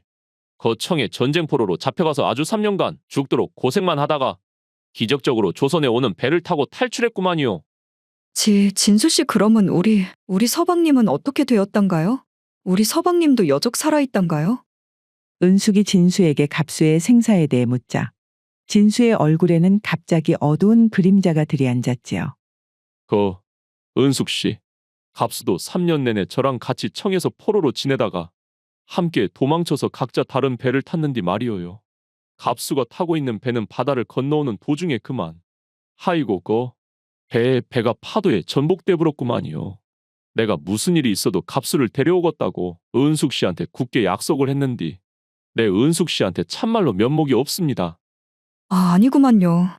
그동안 도대체 서방님이 어디에서 뭐를 하고 있을까 짐작도 할 수가 없었는데 그래도 이렇게 진수 씨 덕분에 서방님이 어떻게 되었는지 소식이라도 알게 되어서 참말로 다행이구만요. 참말로. 먼 길 고생 많으셨습니다, 진수 씨. 은숙은 떨리는 목소리로 차마 더 이상 말을 이어가지 못한 채 남이 볼까 터져나오는 눈물을 꾹 삼키며 서둘러 집으로 돌아갔습니다. 이후 은숙은 한동안 슬픔에서 헤어나오지 못했습니다. 그녀에게는 책임져야 할 덕팔이라는 아들이 있었지만 남편 갑수의 사망 소식이 너무나 큰 충격으로 다가와 식음을 전폐하며 품삯 일을 나가지도 못한 채 집에만 누워있기 일쑤였지요. 그러니까 은숙 씨가 오늘도 일하러 안 나왔다는 말입니까요? 그렇다고 안 합니까요? 벌써 저라고 집에서 아주 한 발짝도 안 나온 것이 일주일이 넘은 것 같은디 말이어요. 박복한 것이 한 번도 아니고 2번이나 서방을 잃어버렸으니 얼마나 상심이 클지 우리들이 어디 가늠이나 할 수 있겠습니까잉? 하이고 제가 괜히 입을 잘못 놀려가지고 그냥 물어봐도 모른 척 하는 게 나을 뻔했구만요.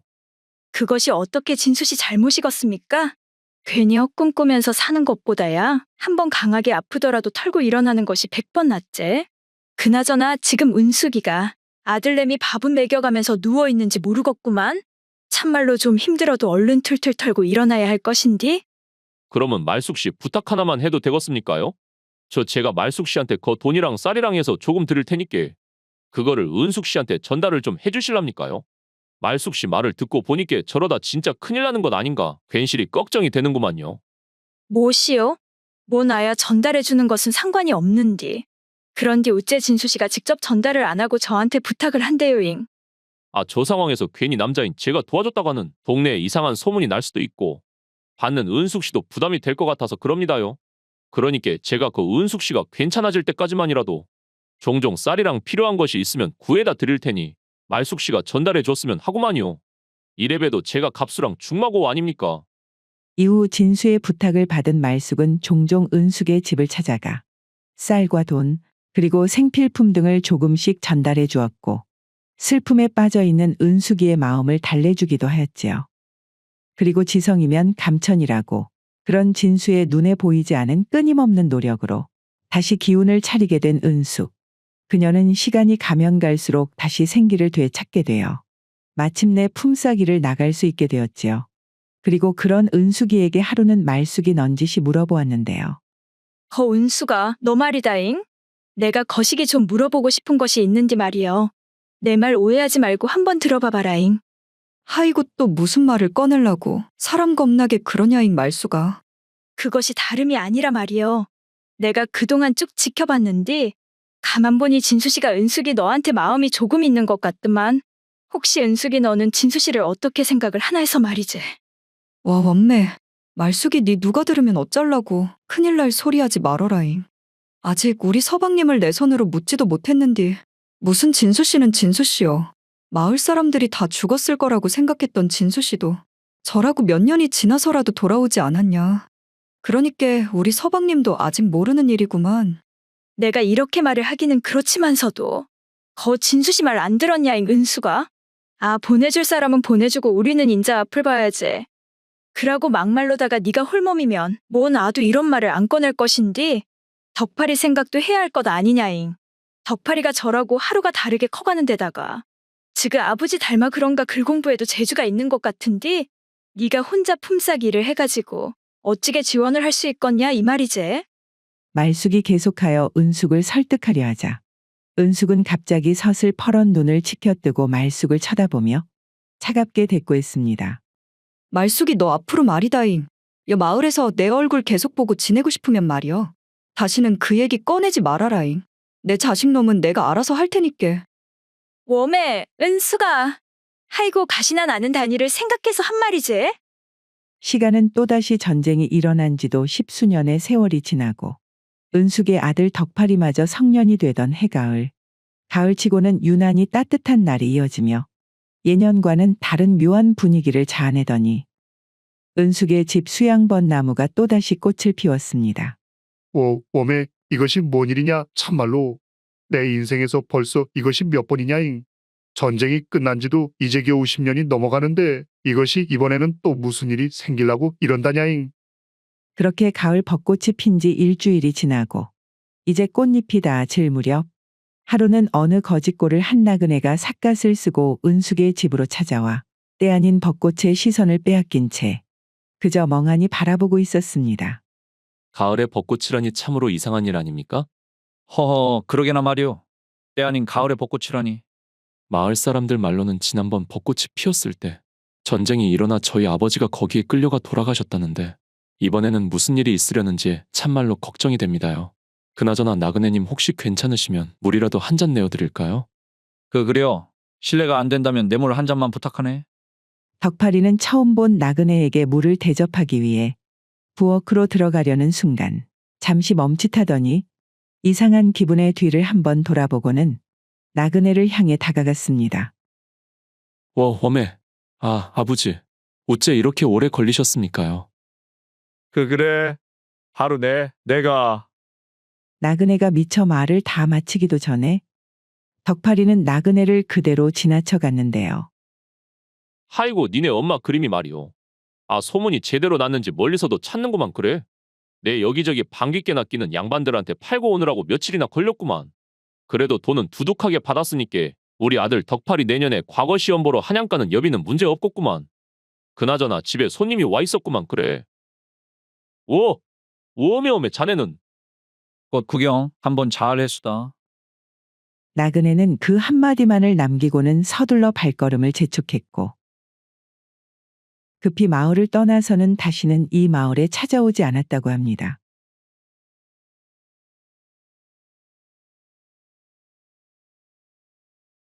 강진에서 소문난 부자 홍배 영감은 돈 한 푼 제대로 쓰지 않은 수전노입니다. 그는 남들이라면 벌써 큰 기와집에 머슴을 부릴 만한 재산을 가지고 있었음에도 불구하고 여전히 부모로부터 물려받은 마을 외진 곳의 초라한 기와집에서 부인도 없이 혼자 호랍이 신세로 살고 있었지요. 뭔가잉? 누군가 했더만 춘자 자네가 또 우리 집에는 무슨 일인가 그래?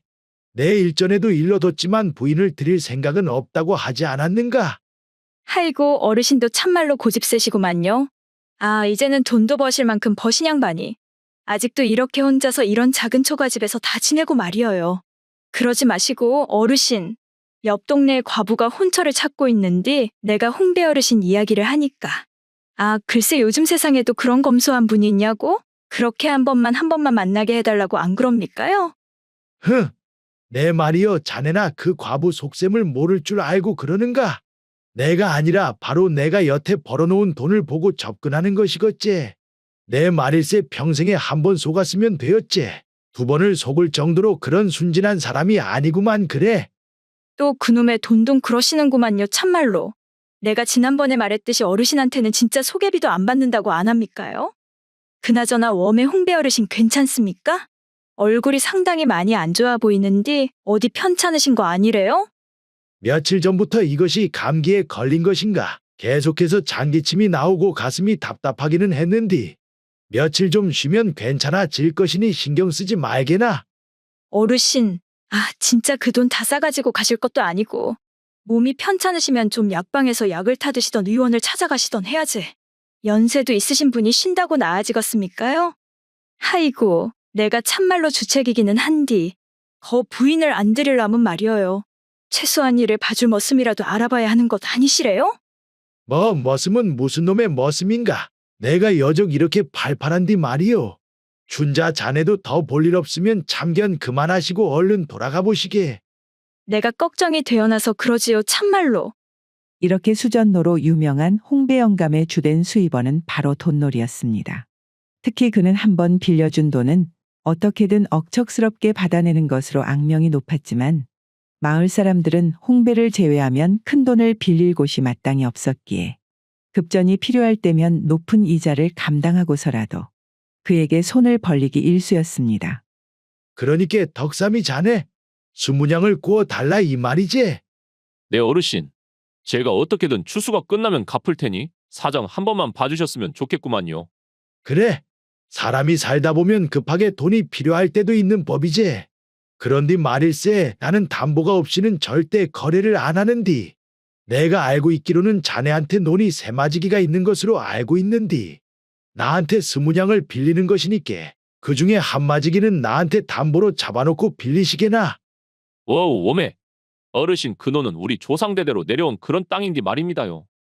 아, 그거야 자네가 추수가 지나고 돈을 갚으면 아무 문제가 없는 일 아니겠는가? 아니면 자네 지금 나한테 돈을 갚을 생각도 없으면서 빌리려고 하는 것인가잉? 땅을 담보로 잡는 것이 싫으면 다른 곳을 알아보시든가. 덕삼이 이 친구야. 아, 아닙니다요. 우리 마을에서 어르신 말고 누구한테 돈을 빌릴 수가 있겠습니까? 그럼 제가 땅을 담보로 잡을 테니 좀 부탁드리겠습니다, 어르신. 알았구만. 그리고 자네도 아다시피 추수가 끝나고 돈을 갚을 때는 이자 포함해서 30냥으로 갚아야 하는 것을 잊지 마시게나. 거 여기 써보시게. 내 돈이랑 지부책이랑 가지고 올 테니 말이요. 사실 홍배 영감이 이렇게 돈만 밝히는 수전노가 되어버린 것에는 오래된 이유가 하나 있었는데요. 때는 30여 년 전, 홍배는 그저 부모로부터 물려받은 작은 땅에 농사를 짓고 사는 성실한 농사꾼이었습니다. 그는 2해 전에 매양이라는 참한 부인도 얻었기에 가난했음에도 불구하고 남부럽지 않을 정도로 행복한 생활을 이어갔지요. 그러던 어느 날 뭐시라 거 장모님이 몸이 많이 편찮으시다 이 말인가? 진숙이가 그런디 조금 심각한 것 같다고 하더라고요. 서방님 그래서 그런디 제가 며칠간 거 친정에 좀 다녀와야 걷는디 괜찮겠습니까? 아, 그것을 말이라고. 장모님께서 편찮으시다는데 당연히 가봐야 하는 것이 도리제.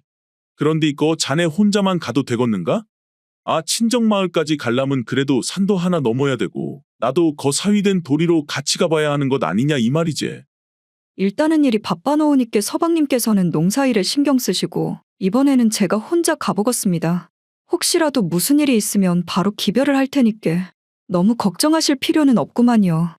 아, 알았구만. 자네가 그렇게 이야기를 한다면야. 그러면 모쪼록 장모님께 안부나 좀 전해주시구랴. 며칠간 친정에 다녀오겠다고 말하며 집을 나선 부인 매양이는 2주일이 지나도 소식이 끊긴 채 좀처럼 집으로 돌아올 기미가 보이지 않았지요. 웜에 이것이 도대체 무슨 일이라냐. 아, 며칠 동안만 다녀오겠다는 마누라는 벌써 2주일이 다 되어가는데 아무 소식이 없는 것이. 이것이 장모님께서 생각보다 훨씬 위독하신 거 아닌가 모르겠구만. 그렇다면 내 사위된 도리로 안 찾아가 볼 수 없는 노릇이제. 부인이 2주일이 지나도록 집으로 돌아오지를 않자 장모님께서 위독할지 모른다는 생각에 홍배는 자신이 직접 산 너머 20리 떨어져 있는 처갓집에 가기로 하였습니다. 홍배가 한나절이 걸려 처갓집에 도착을 해서 부인 매양이를 찾자 몸이 편찮으시다는 장모님이 멀쩡하게 방에서 걸어 나오는 것 아니겠어요? 하하이고 이서방 자네 왔는가? 장모님, 저희 마누라가 여기를 안 왔습니까요? 장모님께서 편찮으시다고 해서 친정에 간 지가 벌써 2주일이 넘었는디 말입니다. 그것이 말일세. 하이고 그러니께. 매양이가 나주에 갔구만. 나주에. 우리 마누라가 나주에 갔다니 그게 무슨 말입니까, 장모님? 그러니께 하이고 이것을 어떻게 말해야 하나. 홍배 자네 흥분하지 말고 듣게나. 우리 매양이가 말일세. 차라리 죽었으면 죽었지 가난하게는 도저히 못 살겠다고 매파를 통해가지고 나주로 시집을 가버렸다 이 말일세. 뭐시라고라? 아니 장모님, 그것이 도대체 무슨 말이랍니까? 세상 천지에 이미 시집을 간 여자가 다시 시집을 가다니 내 이런 경우는 평생 어디에서 들어보지도 못한 말인디. 그러면 장모님께서는 매양이 나주로 가는 것을 그냥 보고만 계셨습니까? 어떻게 저한테 이러실 수가 있습니까요? 아, 그럼 우리 딸이 자네랑은 도저히는 못 살겠다고 차라리 죽는 것이 낫다고 하는디. 내가 무슨 도리가 있겠는가? 그리고 말일세, 자네도 말이여 남의 집 귀한 딸을 데려갔으면 호강을 시켜줘도 모자랄 판에 무엇을 잘했다고 여기까지 와서 큰 소리를 치고 있는가 지금? 자, 장모님 어찌게 저한테 그런 말씀을 하실 수가 있으시대요. 그까지 돈이 뭐라고 서방을 버린 마누라를 두둔할 수가 있습니까요?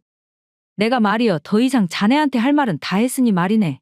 앞으로 서로 불편하지 않게 다시는 얼굴 보는 일 없었으면 좋겠구만.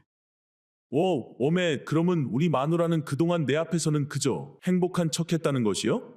허허허. 세상에 돈이 무엇이라고 도대체 멀쩡히 살아있는 서방을 버리고 다른 사람한테 시집을 다시 갈 수가 있다는 말인가잉? 그려, 그 좋다는 돈. 그러면 나도 한번 얼마든지 벌어볼 테니까 다들 한번 두고 보라고잉.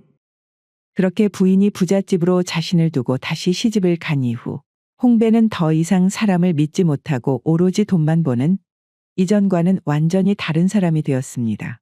봄부터 가을까지는 농사를 하면서도 겨울에는 이곳저곳에서 물건을 떼어 팔러 다니며 부지런히 재산을 불리고 그 돈을 다시 돈놀이를 통해 불리기를 벌써 30년. 그렇게 마을에서 가장 유명한 돈놀이꾼이 되었던 것이었지요. 추수가 끝나고 홍배 영감에게 20냥을 빌린 덕삼이는 이미 자신에게 돈을 받으러 올 시기가 지났는데도 불구하고 홍배 영감이 자신을 찾지 않는 것에 이상함을 느꼈습니다. 평소 같으면 추수가 끝나기도 전부터 집에 찾아와서 닥달할 양반이 코빼기도 안 비치는 것이 오히려 뭔가 더 불안하고만 그래. 안 되겠구만. 이렇게 된 이상 내가 찾아가서 돈을 갚든지 해야지. 그리하여 덕삼이는 30냥의 돈을 챙기고는 홍배 영감의 집으로 향했지요. 홍배 어르신 안 계십니까요? 덕삼이 홍배 영감의 집 앞에서 몇 차례나 그를 불러도 아무런 반응이 없자 혹시나 하는 기분에 홍배의 방 안으로 들어가 보기로 했습니다. 괜시리 긴장되는 마음에 덕삼이 홍배의 방문을 열자 오메. 어르신 이것이 무슨 일입니까? 방 안에는 글쎄 홍배 영감의 차가운 주검만이 자리를 잡고 있는 것 아니겠습니까? 홍배 영감의 시신을 보고 소스라치게 놀란 덕삼은 황급히 그 집을 나와 다른 마을 사람들을 찾아 그들에게 홍배 영감의 죽음을 알렸지요. 홍배 영감은 30년 전 연락이 끊긴 부인을 제외하고는 아무런 친척이나 가족도 없었기에 마을 사람들 중에 평소 홍배에게 빚이 있었던 사람들끼리 모여 빚을 갚는다는 명분으로 그를 마을 뒷산에 묻고 장례를 치러주었습니다. 이후 홍배의 장례를 마친 마을 젊은이들은 무거운 기분을 떨쳐내기 위해 주막으로 향했지요. 아이고, 천년만년 살 것 같이 악착같이 돈놀이를 하면서 돈에 미쳐 살더만. 그 홍배 어르신이 저라고 허망하게 떠날 줄은 꿈에도 몰랐구만 그래. 그러게나 말일세. 며칠 전에 내매파 춘자 아줌한테 물어보니께 얼마 전에 홍배 어르신 집에 간 적이 있었는데 그때도 뭔가 얼굴이 안 좋았다고 그러는구만. 저 양반이 평소에 동네 사람들을 그저 돈벌이 수단으로만 생각을 하고 친하게 지내는 사람이 없다 보니 절이 되었는지 누가 알 수야 있었겠는가 참말로. 그나저나 이렇게 홍배 어르신에 대한 빚이 사라져 버리니 이것이 기쁘다고 하기도 뭐하고 죄책감도 드는 것이 참말로 기분이 묘하구만 그래. 그나저나 그 빚 이야기가 나와서 하는 말인데 말이오. 그동안 홍배 어르신이 가져간 땅이여 차차 원주인을 찾아서 돌려주면 되겠지만 말일세. 자네들은 홍배 어르신이 그동안 악착같이 모았던 돈이 어디 있는지 궁금하지 않는가? 그것이 무슨 말인가 봉섭이 자네? 그 돈밖에 모르는 어르신이 막말로다가 평소 연락하던 가족이나 친척이 있었던 것도 아니고 그 어르신 성격을 생각하면 여태까지 모았던 돈을 절대 집 밖으로 두지는 않았을 테니 말이오. 그 돈을 먼저 찾아서 갖는 사람이 임자이지 않겠냐 이 말이지. 하이고 봉섭이 이 친구가 큰일 날 소리를 하는구만. 어찌되었든 우리 빚이 없어졌다는 것으로만 해도 다행으로 생각을 해야지. 홍배 어르신이 그렇게 애지중지했던 그 돈을 손댈 생각을 하는 것은 망자에 대한 예의가 아니지 않는가잉? 갑수 이 친구야. 나를 무슨 도둑놈으로 보고 그런 소리를 했었는가 지금? 나는 그냥 그 돈이 어디에 있을까 궁금하다고 했지. 누가 그 돈을 찾아서 갖겠다고 했는가? 알았네, 알았어. 그러면 여기 있는 누구도 그 집에 들어가지 말기로 하세. 봉섭이 말을 마치자 이후 그들은 각자 무엇인가 생각을 하는 듯 급격하게 말수가 줄어들었습니다. 그리고는 그들은 자리가 끝날 때까지 묘한 긴장감 속에서 서로의 눈치를 보며 연신 막걸리만 홀짝일 뿐이었습니다. 시간은 일주일 정도 흐른 후 덕삼이는 밭에서 일을 할 때에도 밥을 먹을 때에도 그리고 심지어는 잠을 잘 때에도 그의 머릿속에는 오직 한 가지 생각만이 자리를 잡았습니다. 바로 홍배 영감 집에 숨겨져 있을 돈이었지요. 그려? 평소 그렇게 돈을 아꼈던 홍배 어르신의 성격을 생각해보면 저렇게 쓸모없이 두는 것이 오히려 한이 될 수도 있는 일이구만. 돌아가신 홍배 어르신을 참말로 위한다면 누군가가 그 돈을 써야 하는 것 아니겠어? 그리고 내가 홍배 어르신을 처음으로 발견을 했으니 그 돈을 받을 자격이 있는 것은 당연히 나 말고는 없는 것이고 말이오. 그리하여 덕삼이는 모두가 잠든 깊은 밤 조용히 집에서 빠져나와 홍배 영감의 집으로 갔습니다. 홍배 영감의 집으로 가는 와중에도 덕삼이는 행여나 마을 사람들이 특히 그 중에서도 갑수나 봉섭이 자신을 발견할까 노심초사하며 조심히 발걸음을 옮겼지요. 마침내 홍배 영감의 집에 도착한 덕삼이는 두근두근 대는 가슴을 부여잡고 조심스레 방문을 열었습니다. 그리고는 안을 확인하니 오메. 이번에는 이것이 또 무슨 일이오? 아니, 자네는? 이것이 웬일입니까? 방 안에는 누구보다도 망자에 대한 예의를 지켜야 한다고 강하게 주장을 했던 갑수가 숨이 멎은 채 누워있지 않겠습니까? 그리고는 갑자기 방 바닥에서는 엽전 굴러가는 소리와 함께 안개가 끼기 시작하자 덕삼이는 기겁을 하였고 후들거리는 다리를 부여잡으며 간신히 그 집을 빠져나와 미친 듯이 주랭랑을 쳤습니다. 그 일이 있은 후 홍배 영감의 집은 귀신이 나온다는 소문과 함께 마을에 사는 사람은 누구도 출입하려고 하지 않은 채 몇 년간 방치가 되었습니다. 나주에서 나이든 홀 어머니를 모시고 사는 덕팔이는 가난한 보부상이었습니다. 그는 이 마을 저 마을 다니며 누구보다 열심히 일을 하였지만 버는 족족 어머니의 약값을 대야 했기에 덕팔이가 손에 쥐는 돈은 얼마 되지 않아 가난한 생활을 벗어날 수가 없었습니다. 어머니, 이번에는 좀 먼 마을까지 가야 하니 며칠 걸릴 것 같아. 옆집 순덕이 아주머니한테 어머니를 봐달라고 부탁을 했구만요. 그려 덕팔아, 내 걱정은 하지 말고 다른 것보다 몸 잘 챙기고 거 조심해야 쓴다잉. 그나저나 지난번에 환을 드신 이후로 기침이 상당히 잦아진 것을 보니까 확실히 약효가 있기는 있구만요, 어머니. 아이고, 내 니한테 물려준 것 없이 이렇게 너가 버는 돈만 족족 축내면서 네 장가도 못 가게 앞길을 막고 있으니 그저 니한테 미안하다는 말 말고는 할 말이 없구만 그래. 무슨 그런 말씀을 다 하십니까요? 이 험한 세상길에 그래도 어머니가 딱 내 옆에서 이렇게 계셔놓으니 내가 심적으로 어머니한테 의지를 하면서 일을 할 수 있는 것 아니겠습니까? 그러니까 그런 말씀은 하지 마시고 얼른 기운을 차리셔가지고 제 옆을 오래오래 지켜주셔야 하구만요. 그러면 다녀오겠습니다요, 어머니. 마을을 떠나 장사를 나선 덕팔이는 며칠 동안 이 마을 저 마을 다니며 물건을 팔아보았지만 올해는 흉년의 영향이 있는 것인지 장사가 영 시원찮았습니다. 며칠간의 고생 끝에 덕팔이의 손에 들어온 돈은 이번에도 어머니의 약값을 제외하면 얼마 남지 않았지요. 그렇게 일을 마치고 다시 집으로 돌아가는 길, 밤이 늦은 시간이 되어 덕팔이는 하룻밤을 보내기 위해 강진으로 향했습니다. 확실히 이것이 흉년 때문인가 예전 같지가 않구만. 어머니 드릴 환을 삼은 돈이 참말로 간당간당하겠는디. 이 돈이면 주막에서 자는 것은 꿈도 못 꾸겠구만. 그렇다고 해서 이 늦은 시간에 이 집 저 집 돌며 재워달라는 것도 민폐기도 하고 말이오. 오메, 이것이 무엇이다냐? 지금 비가 내리는 것이다냐?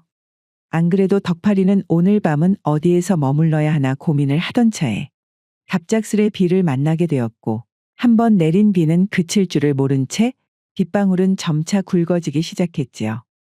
쏟아지는 비 속에서 마침내 강진에 도착한 덕팔이. 그의 눈에는 평소라면 절대 근처에도 가지 않았을 폐가가 들어왔는데요. 그 폐가에는 몇 년째 귀신이 나온다는 소문이나 누구도 접근하지 않은 채 방치되었던 홍배 영감의 집이었지요. 아이고, 여가 귀신이 나오는 집이라 사람이 들어가서 잠만 잤다고 하면 죽어나오는 곳이라고 했는디. 그런디 이 빗속에 여기라도 안 들어가면 참말로 큰일 나겠구만. 그리하여 덕팔이는 귀신이 나온다는 소문에도 불구하고 하는 수 없이 홍배의 집에 들어가 비를 피할 수밖에 없었습니다. 덕팔이는 두근대는 가슴을 부여잡고 방으로 조심히 들어가 방에 있는 호롱불을 켜고는 방 구석으로 가 자리를 잡았지요. 거거식이 누가 계신지는 모르겠지만 제가 비를 피하기 위해서 잠시 들렸구만요. 저 절대로 다른 의도가 없으니까 비가 그칠 때까지만 머물 수 있게 허락해 주시면 참말로 감사하겠습니다. 덕파리는 되도록 잠에 빠지지 않으려고 노력했지만 워낙에 먼 길을 걷기도 하였고 거기다 비까지 흠뻑 맞은 상태라 워낙에 피곤한 탓에 무서움도 잊은 채 자신도 모르게 잠에 빠지기 시작하였습니다. 그렇게 얼마나 잠을 잤을까요? 갑자기 방바닥 아래서 굿을 굴러가듯 엽전이 굴러가는 소리가 덕파리의 잠을 깨우더니 방에는 자욱한 안개가 끼기 시작했지요. 그리고는 방바닥에서 사람의 형체가 나타났는데 그것은 다름 아닌 홍배 영감이었습니다. 허허, 아직까지도 내 돈을 노리고 온 멍청한 녀석이 있구만. 내가 평생을 바쳐가며 지킨 돈인디. 그것을 겨우 다른 사람의 사리사욕을 위해 날릴 수는 없는 것이지. 오늘이 니놈 제삿날이니 여기에서 살아서 나갈 생각은 말아라. 오메. 어르신, 아니구만요. 제가 어머니 약값 때문에 어쩔 수 없이 비만 잠시 피해가려고 들어온 것입니다요. 저 절대 어르신 돈을 노리고 여기에 온 것이 아니구만요. 여태까지 내 앞에서 그런 거짓말로 나를 속이려 했던 멍청한 사내들이 어디 한둘이었는 줄 아느냐? 아닙니다요. 어르신 제발 목숨만 살려주시라니까요. 제가 죽으면 집에서 저만 바라보고 있는 저희 어머니는 어떻게 합니까요? 이놈이 다 아는 수가 있다고 해도 끝까지. 그렇게 말을 마치고 홍배 영감은 마치 덕파리의 몸에 들어가려는 듯 덕파리를 스쳐 지나갔고 잠시 얼마 동안 생각에 빠지더니 무서웠던 홍배 영감의 얼굴은 갑자기 인자한 표정으로 바뀌었지요. 허허, 자네가 한 말이 참말이구만. 여태까지 수년간 많은 사내들이 내가 숨겨놓은 돈을 찾기 위해 왔었는데 자네가 처음으로 내 돈을 노리고 온 사람이 아니구만 그려. 그래, 덕파리라고. 자네 술을 좀 가지고 있는가? 있습니다요. 제 집 안에 동동주가 남은 것이 조금 있습니다요, 어르신. 덕파리는 황급히 짐 안에서 동동주를 꺼낸 다음 소반 위에 올려놓고 홍배 영감의 앞에 술을 한 잔 채웠습니다. 허허, 술을 마주한 게 도대체 몇 년 만의 일인지 모르겠구만. 아직 비가 한창 내리고 있고 날이 밝으려면 한참이나 남았으니 이야기나 좀 나누세 이 친구야. 내가 말일세 마누라가 가난 때문에 나를 떠난 이후 돈에 한이 맺혀 악착같이 돈을 모았었는데 말일세. 내 누구도 믿지 못하니 어디에 돈을 맡기지도 못한 채 그저 나만이 알고 있는 장소에 꽁꽁 숨겨두고는 하루를 마치기 전에 그곳으로 가 곰방대를 피며 한 푼 두 푼 그 많은 엽전들을 세어보는 것만이 내 유일한 낙이었지 뭔가. 하루는 며칠 동안 몸이 아팠는데도 그놈의 돈이 아까워 의원을 찾아가지도 않은 채 그저 돈만 세고 있다가 갑자기 가슴이 답답해지고 숨을 쉬기가 힘들어져. 간신히 그곳에서 빠져나와 방으로 나오기는 했지만 결국에는 정신을 잃고 말았는데 쓰고 가지 못한 돈이 한이 되었는지 일이 원혼이 되어 집에서 나가지 못하고 있구만 그래. 그런데 이후 시간이 가면 갈수록 내가 가진 한보다는 본래의 쓰임대로 쓰여지지 않은 채 빚도 못 본 채로 몇 년이나 방치가 되어 있는 엽전더미의 기분 역시 이해를 할 수 있게 되었구만. 그래, 돈이란 쓰였을 때 비로소 가치가 살아나는 법이지. 하지만 그러면서도 한편으로는 또 내가 평생을 모은 돈이 다른 사람에 의해 흥청망청 쓰여지는 것이 싫었는지 여태까지 이 돈을 내 나름대로 지키고 있었던 것이구만. 아이고, 어르신. 그런 사정이 있으셔서 일이 된 것이구만요. 나는 말일세 평생 돈에 집착을 해 결국에는 돈을 아끼다 죽었지만 그 돈이 다른 사람을 살리는데 쓰일 수만 있다면 그것도 나쁘지 않겠다는 생각이 드는구만. 허허, 덕파리 자네 내 부탁 하나만 해도 되겠는가? 부탁 말입니까요? 어르신 모시던 말만 하시라니까요. 자네가 내 평생 모은 돈을 가져가서 말일세. 꼭 좀 값어치 있게 써줄 수 있겠는가? 그 돈들은 이미 너무나 오래 쓰여지지도 못한 채 그저 방치되어 있었다네. 그러니까 자네가 나뿐만 아니라 그 돈의 한을 좀 풀어줬으면 하는구만. 오메. 어르신 그 돈을 저한테 말입니까요? 알겠습니다. 어르신 제가 약속하겠습니다. 그럼 내가 가거든. 내가 앉아있는 이 방바닥을 한번 살펴보게나 자네. 홍배 영감은 덕파리에게 그 말만을 남긴 채 술을 한 잔 마시더니 조용히 사라졌고 어느새 방 안 자욱했던 안개도 걷히기 시작했습니다. 홍배 영감이 사라지자 덕파리는 그가 알려준 대로 방바닥을 확인한 후 미세한 틈을 이용해 들춰보았고 그 안에는 사람 한 명이 간신히 들어갈 만한 공간이 하나 나왔습니다. 그리고 덕파리는 호롱불을 들고 그 안으로 들어가 보니 그곳에는 홍배 영감의 말대로 엄청난 양의 엽전더미가 쌓여 있었고 그 엽전더미 가운데에는 홍배 영감이 생전에 즐겨 피웠었던 곰방대가 꼽혀 있었지요. 이것이 도대체 얼마냐? 글쎄, 이 정도 돈이면 이제 어머니를 호강시켜 드릴 수가 있겠구마이.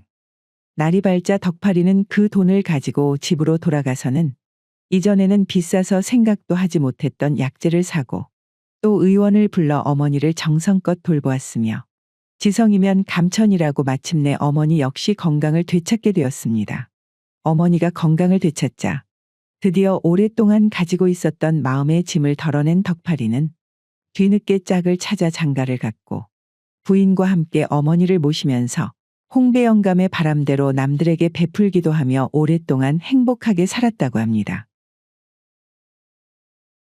오늘의 고전여행 이야기는 이것으로 마치겠습니다. 오늘도 부족하지만 긴 영상 봐주신 여러분들께 감사드리며 항상 가정의 평안이 깃들기를 바라겠습니다.